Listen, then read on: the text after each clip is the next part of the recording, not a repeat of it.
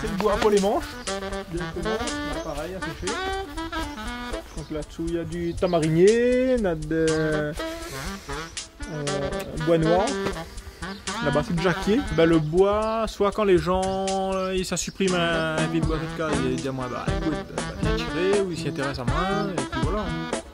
Sinon, ça, le bois là, m'a pas tiché avec l'ONF. Et après le cyclone, quand dans la forêt, il avait pris le bois des PAT. Donc, ben, nous payons au mètre cube. Celle-là, c'est conf.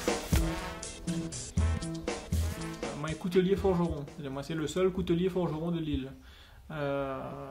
Comme le nom l'indique, ben, m'y forge moi-même des couteaux. C'est-à-dire du couteau de cuisine, couteau de table, couteau pliant, sabre à canne, katana, de tout. M'y fait de tout, je demande pour les clients ou selon mes envies.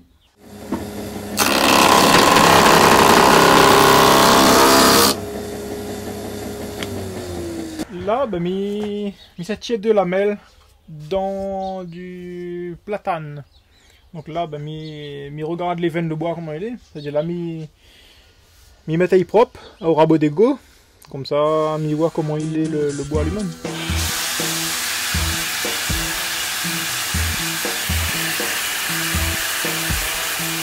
Un bon forgeron lui gagne à peu près de travail tout ce que nous avons au travail. D'accord. Après, il faut que lui refait sa chimie lui-même si on veut. Refait à fond, remettre d'autres alliages avec, etc. pour faire quelque chose d'intéressant avec. Parce que du fer à béton tout seul, on ne pas fait rien avec. Mais coronnier, on ne pas fait rien avec. Mais on utilise en apport avec un autre type d'acier, plus chargé, plus carburé, plus dur, pour faire un bon couteau. Voilà. Plus qu'un acier chargé en carbone, plus il est fragile. D'accord? Donc il faut trouver la bonne solidité et la bonne souplesse avec. Donc il faut trouver le bon compromis. Donc vous mettez un acier très chargé avec un acier moins pour faire un bon couteau que sera dur, mais sera tendu aussi en même temps. Sera souple, on va dire. Alors ça c'est des chaînes de tronçonneuse. Donc si vous voulez, l'une a déjà 2 à 3 aciers différents sur la chaîne de tronçonneuse est composée de 2 à 3 aciers. Donc il évite à moins de faire là-bas le mélange comme moi il y a. Donc là, mi écrase tout ça à chaud, mi met ça à la forge, et moi il y a un acier homogène, c'est-à-dire c'est un acier damassé, mais toutes les couches, tous les aciers, les compressants des autres. On commence forger un petit peu à partir de 2008. Et ben, moi, je l'ai appris par moi-même, c'est-à-dire entièrement autodidacte. Donc là, la barre comme il est ici. Donc quand il finit échauffer, monte en température pour écraser l'acier, parce qu'il faut écraser pour donner une forme, parce que là, entier comme il est, il n'aura pas fait rien avec. Donc on aura plusieurs étapes. C'est-à-dire là, on aura cette étape-là où on commence à aplatir l'acier, ou aplatir à la grandeur, à l'épaisseur où on a besoin. Et on commence à donner la forme qu'on a besoin.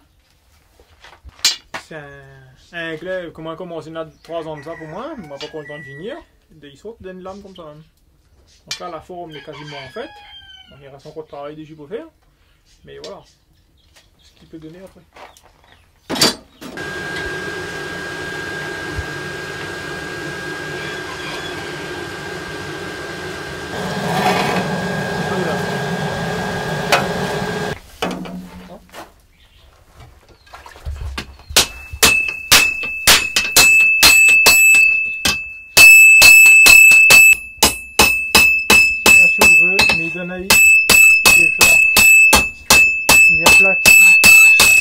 La mi aplati l'acier à l'épaisseur on a besoin après. Donc là mi fait une lame à peu près 4 mm, 3-4 mm fini. Donc là il est bon. Ma étendre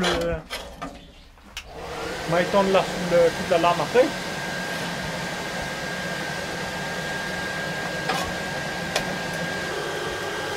On a plusieurs possibilités.